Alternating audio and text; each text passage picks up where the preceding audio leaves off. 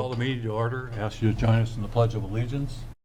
I pledge allegiance to the flag of the United States of America and to the republic for which it stands, one nation, under God, indivisible, with liberty and justice for all. Tonight we got a special presentation for the Winston Police Department, a donation from AZZ Galvanizing. Unfortunately, Justin just had a police call, so he's out of here. And I guess I'm second up, so I get to take the money.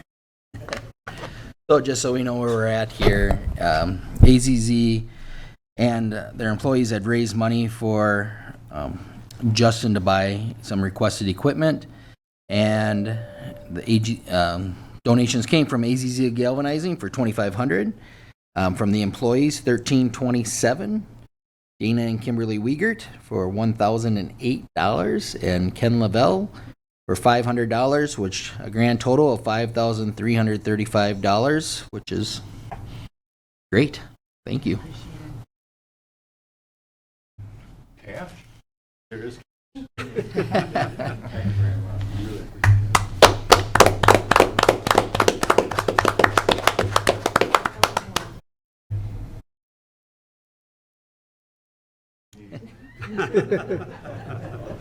And just really want to say appreciate what you guys are doing and what you've done, and appreciate all your support. Thank you, guys. I think also AZZ, I've worked with them on some projects at the Adult Training Center, and they've always been a willing partner to help organizations in the community, and the meeting of good citizens is kind of your motto, so thank you for all you do.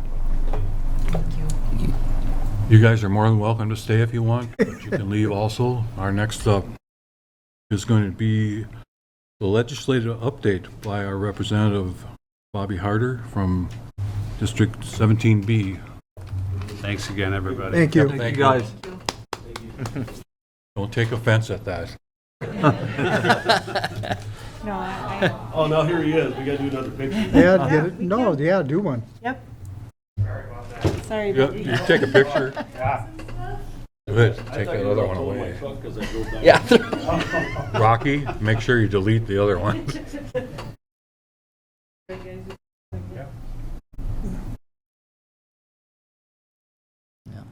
Justin wanted to show off his new haircut. Takes one. So, I don't know if you heard the total because it's a little higher than when Oh, I think Neil gave me a breakdown. there's enough. You're off. That's awesome. Thank you. Appreciate it. Thanks. Thanks a lot.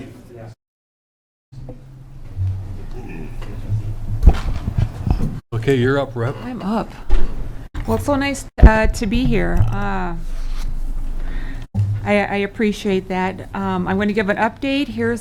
I bring with me wherever I go. These are the summaries of all the bills that passed. So if you have any questions, we can take that offline because I don't have it all memorized, or we can read it all tonight, depending upon how much time you're going to give me.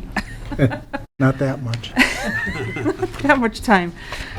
Okay, which is great. So just a little bit about me, in the event that not everyone is aware of the changes that took place with the redistricting, because before we used to be, I think it was Sibley and McLeod, and now we are Sibley, McLeod, and part of Carver. So our district has changed a little bit. So I live in Henderson Township, which is obviously south of Henderson. That's roughly about, I want to say about 50 miles from here.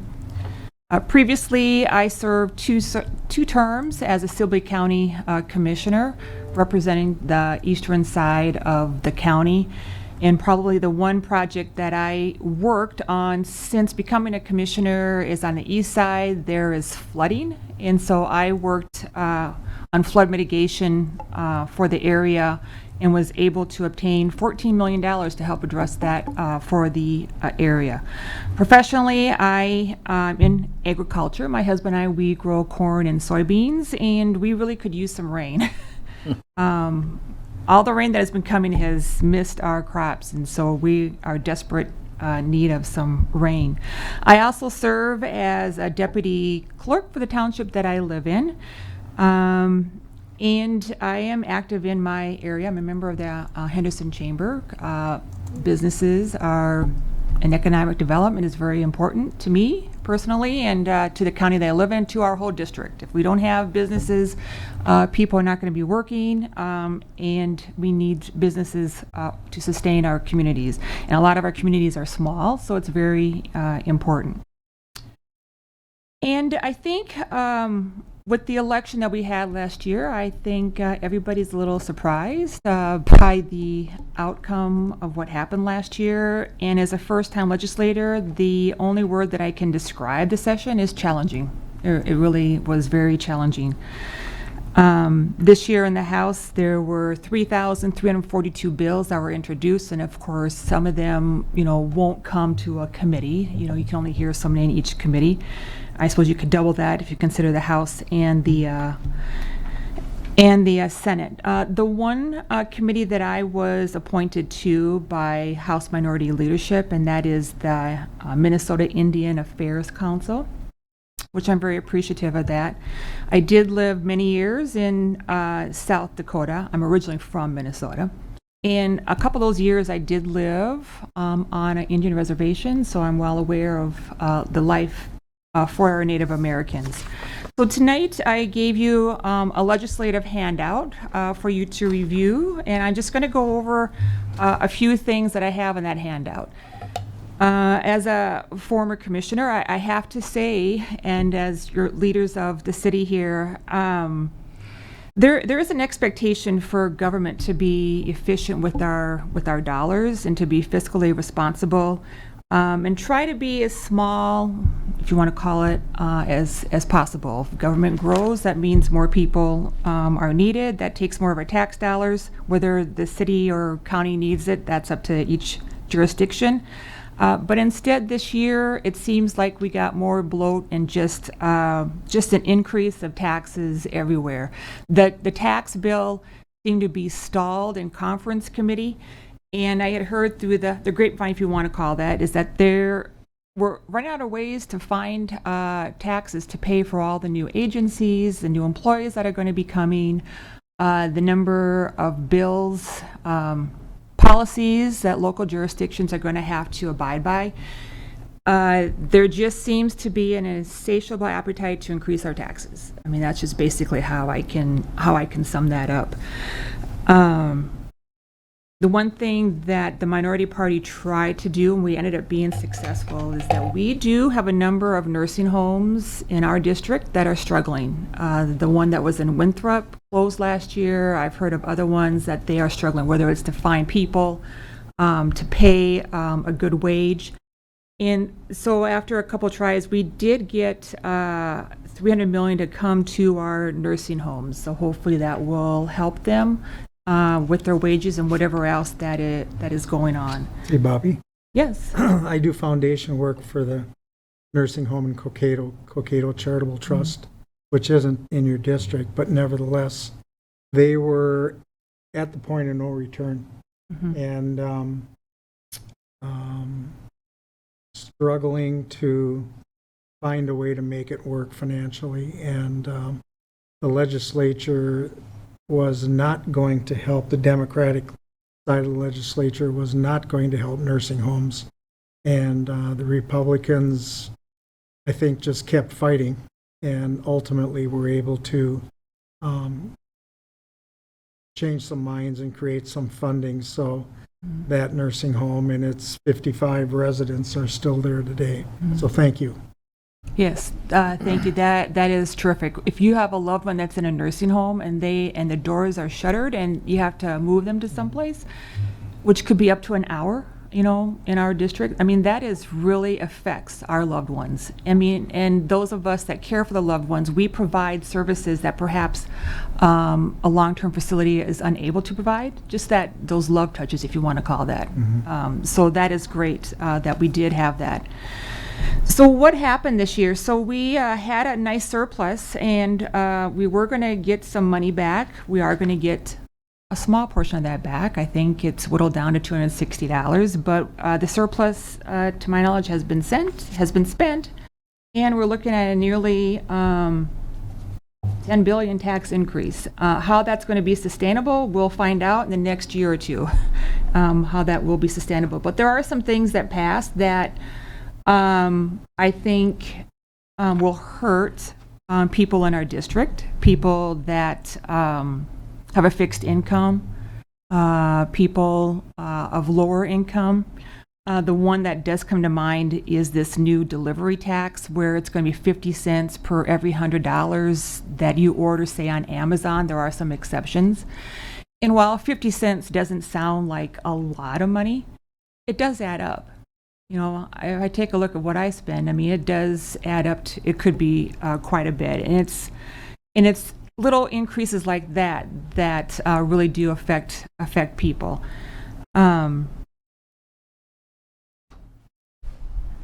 There was also a push that we wanted to do a full repeal of Social Security tax. So people pay their taxes on that, and then when they retire, they get their Social Security benefits. And in some cases, they are taxed again. That sort of went back and forth as to should everybody not be paying taxes a second time. And there was some movement of that for a full repeal, but that did not happen. With education, there was an increase in funding there, which is great. However, there are more than 65 new mandates or requirements, if you don't like the word mandate, will be handed down to schools on a variety of things. The one thing that I have heard from a number of schools was this new unemployment insurance. So typically during the summertime, your cafeteria workers, your bus drivers, paraprofessionals, they will do the summer programs. Well, now with the new unemployment insurance, what do people want to do? Do they want to work, or will they be satisfied getting unemployment insurance? And so there are some areas that did or have struggled to find people because they're opting to do the unemployment insurance.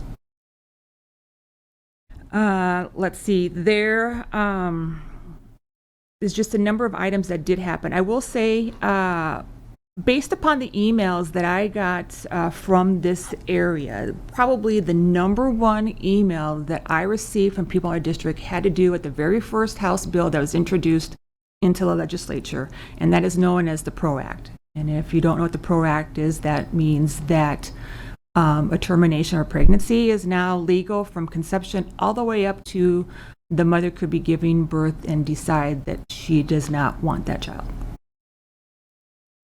And I think that was very hard for people to understand that, because take that a step further, there was another bill that passed in it, is that if a baby survives a termination, they will be given what's known as comfort care, which basically means that they will just be left alone. I don't know how else to describe it. That was probably the number one email that I got from people in our district, is that they were not happy about that one.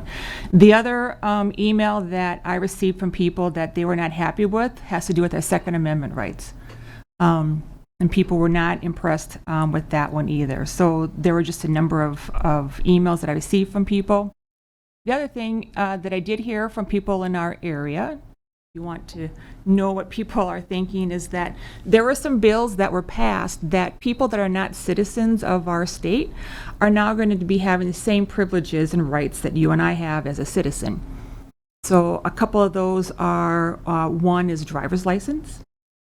And so there was the request that that their driver's license look different. Maybe it says not for voting privileges, maybe it's just a different color. Those were all vetoed.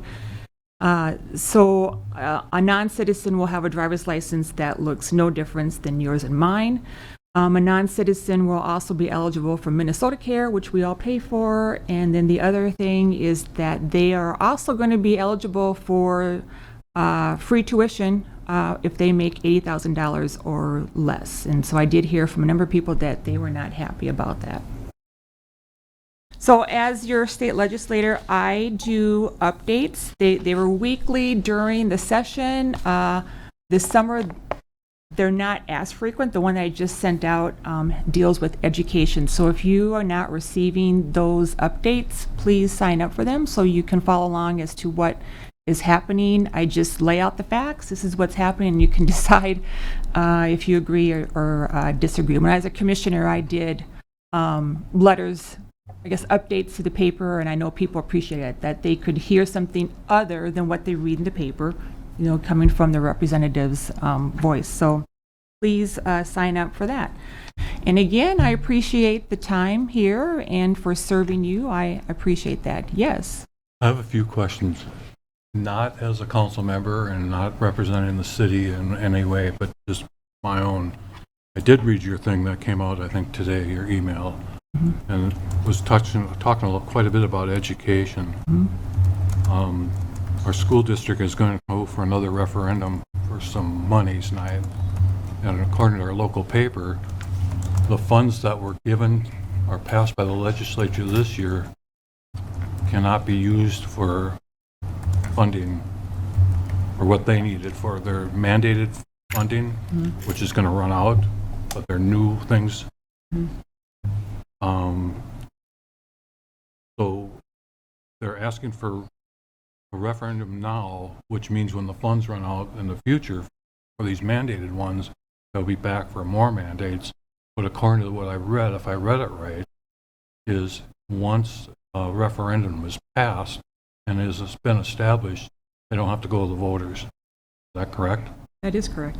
That's crap.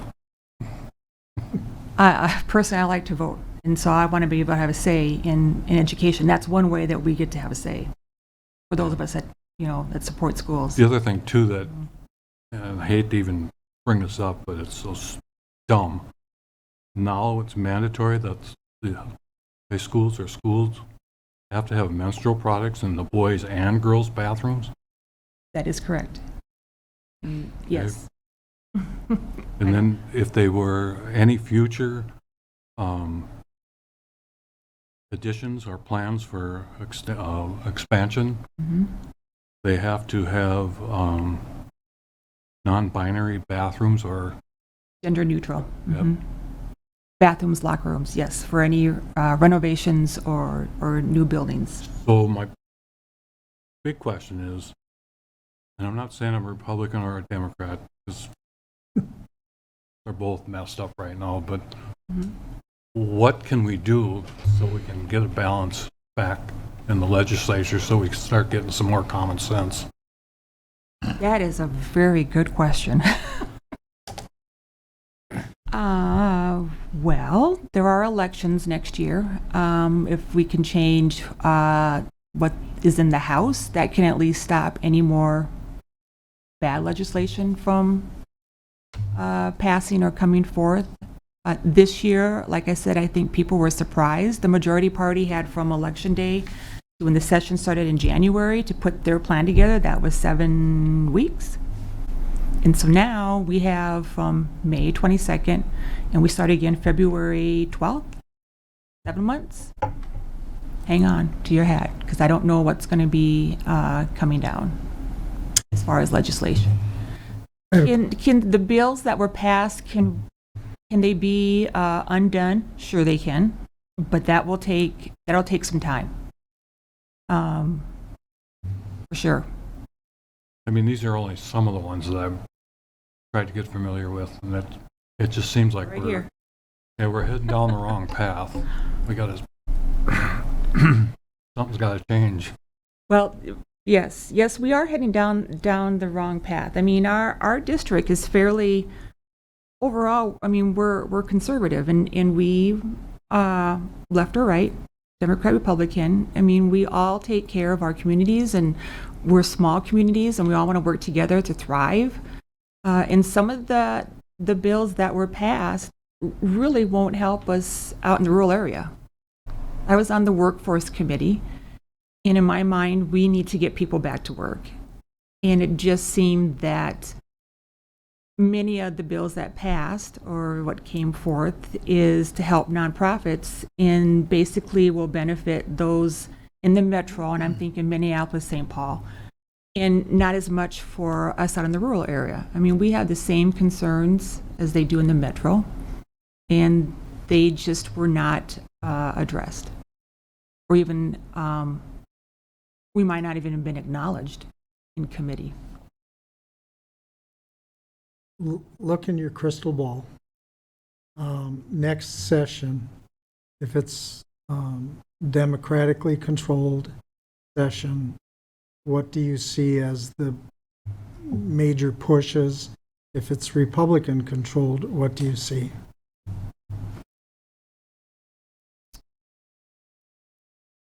Well, if I listen to what's on social media and see what's being posted out there, I see more of this gender affirming, gender care type legislation coming.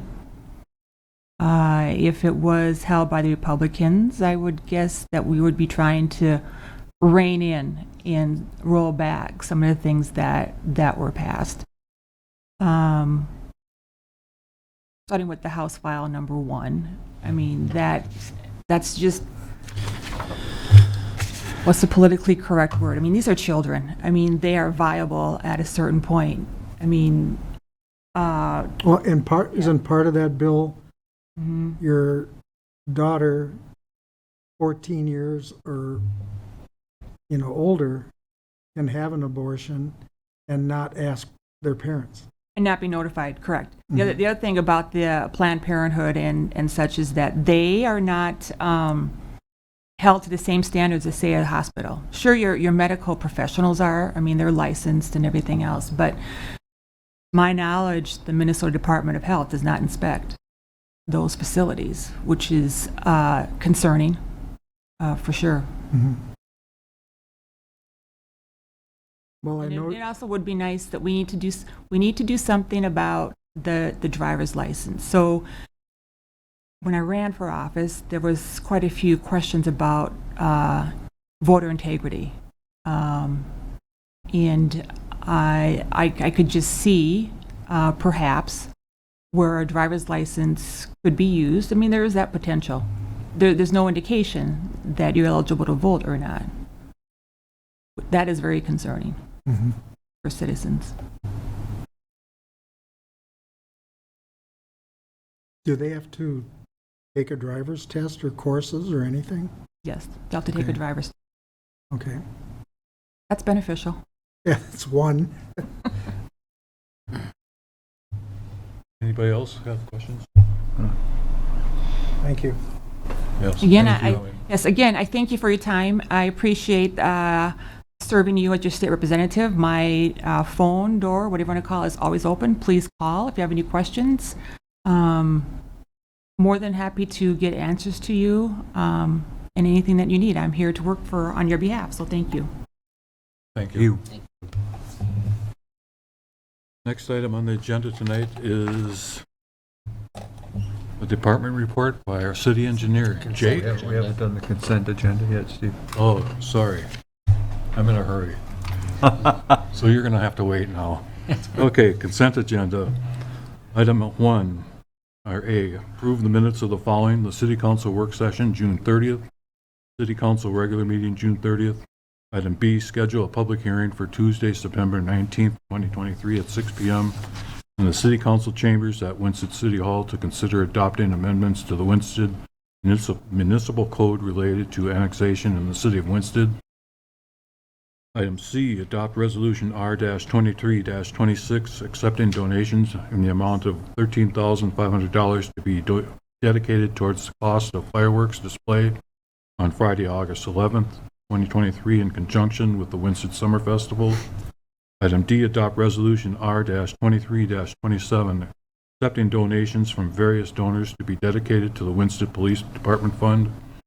Item E, adopt resolution R-23-28, accepting a contribution from the Adult Training and Habitation Center in the amount of $300 to be dedicated toward the Winston holding activities at the Unite People organization.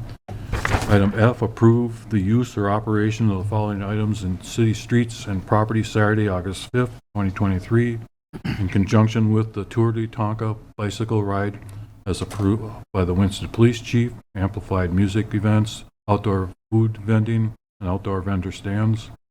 And item G, approve the claims list for August 1st. That's the consent agenda. Mr. Mayor, I'll motion to approve the consent agenda as presented. We have a motion I'll second. and a second. All in favor? Aye. Opposed?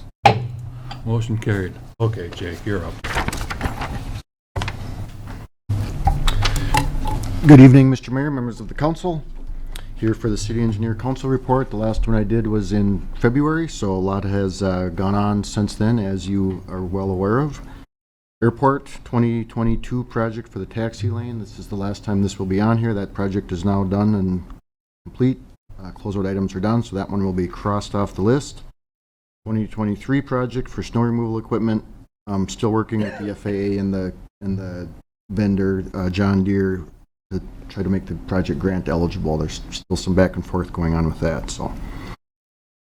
25 extension, the grant agreement was processed by the county. That was the final hang-up. You know, we went through all the property acquisitions. Those were all done. The city had their end of the grant, or the grant agreement approved.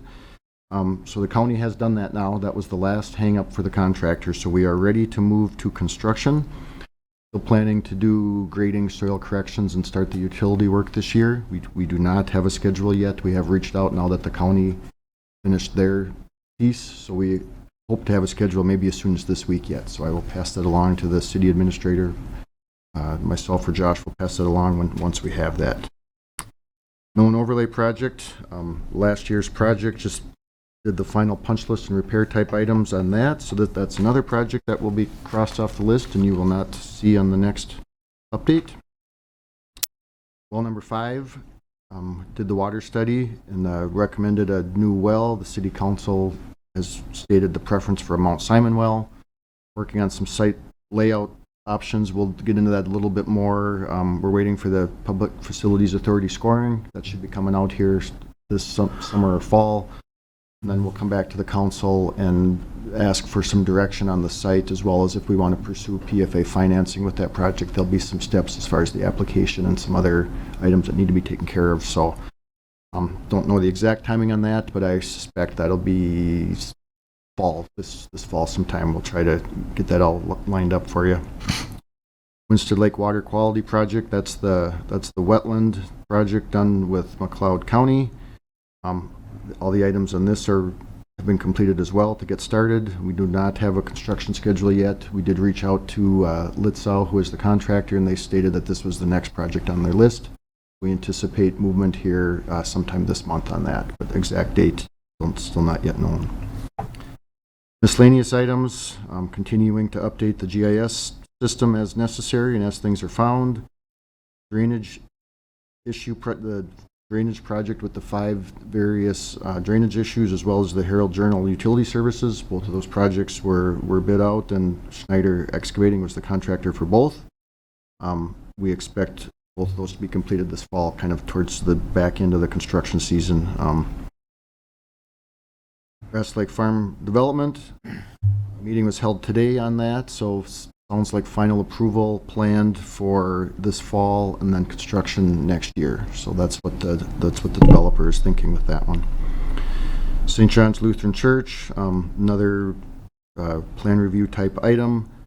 We have some documents. We're in the process of reviewing those now to get them ready for the Planning Commission meeting later this month.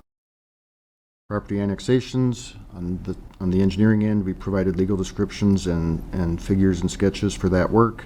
Now in the hands of the planning and legal folks to straighten out that process and get that item completed.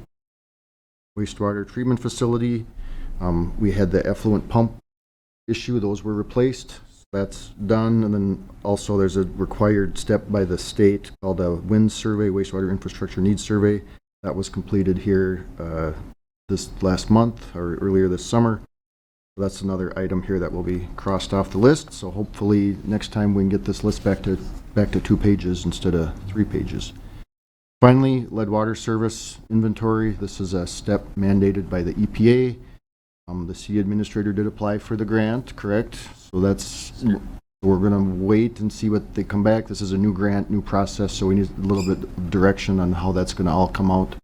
But we are anticipating this inventory step to be fully funded through this grant process. And then there'll be future steps as far as determining a plan, or if we determine there's any lead services, there'll be some construction items related to it as well. So that's the bulk of the engineering work that's occurred in the last 6 months. Are there any questions? I don't know, Councilman Cafferty, if Jake is aware of that ditch issue and if it's anything you would want to talk about tonight. Certainly could touch on it, but had some neighborhood folks express some concern about the ditch that runs through my neighborhood, Shady Creek Drive. Okay, The Soil and Water Conservation District had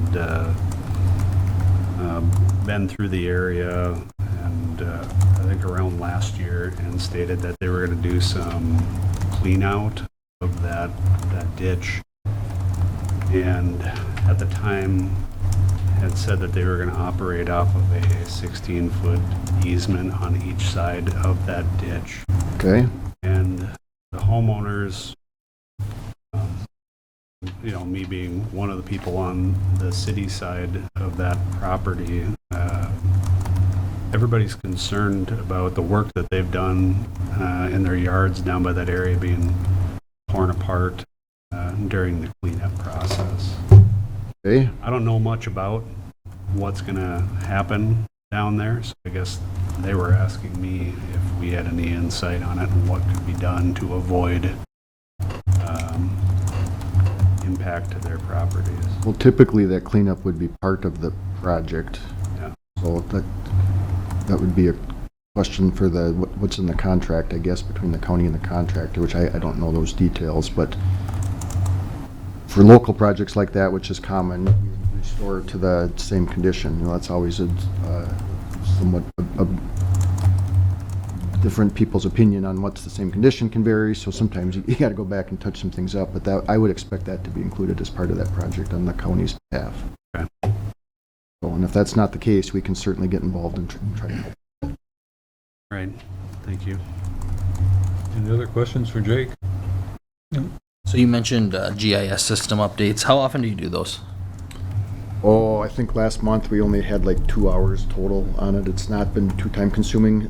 Initially, it was a large effort, and then that first 6 months, there were several items that were added, and it was, I'm not sure the number, 10 to 20 hours a week. But since then, it's been 0 to 5 hours a month. Okay. Yeah, it's pretty well set up. I'm sure we'll find some more things. As Public Works doing some maintenance every once in a while, they'll find something that doesn't match, and we'll send us some notes, and we'll get it tweaked accordingly. So how do you cross-reference it with, do you cross-reference it with the county GIS? I mean, as far as home So the- sales or home ownership, that, So the city's GIS system, we basically maintain all the utility aspect Yep. pieces and the lighting and those things, and then we have it linked to the county system. So Got as it. their data is updated, every few months, we'll import that and update it. So that's basically done, not quite automatically, but close to automatically. So if you see something that's off, or if you have a big exercise where you might be concerned about the data, we can certainly run that through. I will be after that annexation piece. Okay, that would probably be a good time to do it. Well, if nobody has any questions for you. Thanks, Jake. Thank you. Happy to see you again. Happy to be here. We'll come to the open forum section. If anybody wants to address the council, step up to the podium. Mr. Mayor, members of the council, I just want to remind the public that next Thursday, not this Thursday, next Thursday, we're going to be having our Winston Night Out at the Winston Fire Department. In conjunction with the fire department, we'll have the McLeod County Sheriff's Office. I believe Lifelink Helicopter will be there, McLeod County Public Health, Public Works, obviously the fire department, Minnesota DNR, Minnesota State Patrol. They'll all be present, so starting at 6 p.m. at the fire hall. I believe there'll also be hot dogs, and we'll be giving away some prizes. Thank you. Thanks. City Administrator, update and announcements. Neil?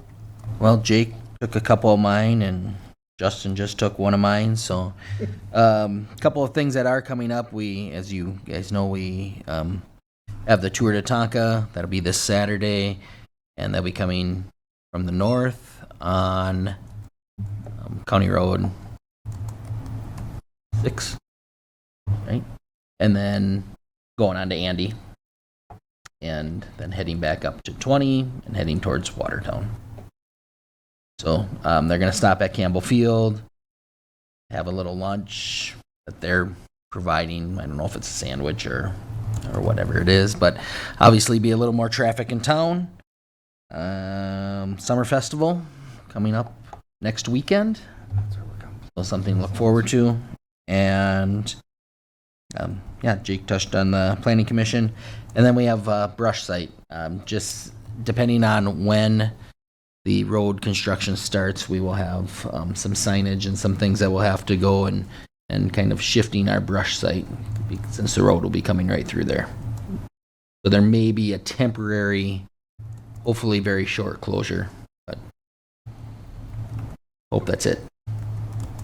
Tom, anything? I do not. No. Jeff? Jesse? Steve? Nope. Looking for a motion? I'd make a motion to adjourn. We have a motion. Do we have a second? I'll second. We have a motion, and a second. All in favor? Aye. Meeting adjourned.